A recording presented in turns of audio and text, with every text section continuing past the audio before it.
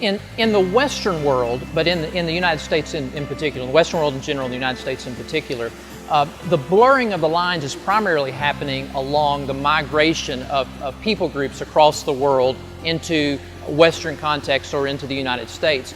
Many of those people groups that are migrating are believers. They're followers of Christ coming out of majority world context. As we have gone into those contexts, shared the gospel, seen churches planted, many of those that have come to faith have migrated into parts of the West and parts of the United States.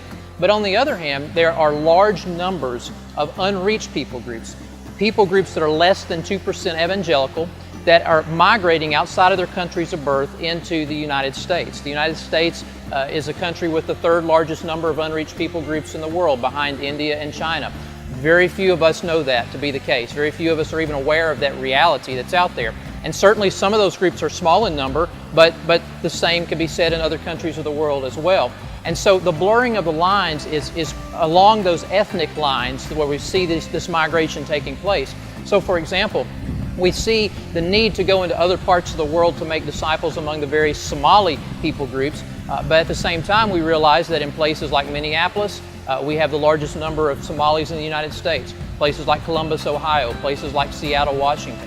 We begin to look around and we see that the largest Arab Muslim concentration in the United States is in the Dearborn, Detroit, Michigan area, where you find people from Yemen living there. And so those are just a few examples of this reality of the movement of the nations. And so the blurring of the lines is really coming down in the area of unreached people groups, recognizing that the greatest needs are still outside of North America among the unreached people groups, but at the same time our sovereign Lord is bringing unreached people groups to move right across the street from where we live in this country as well.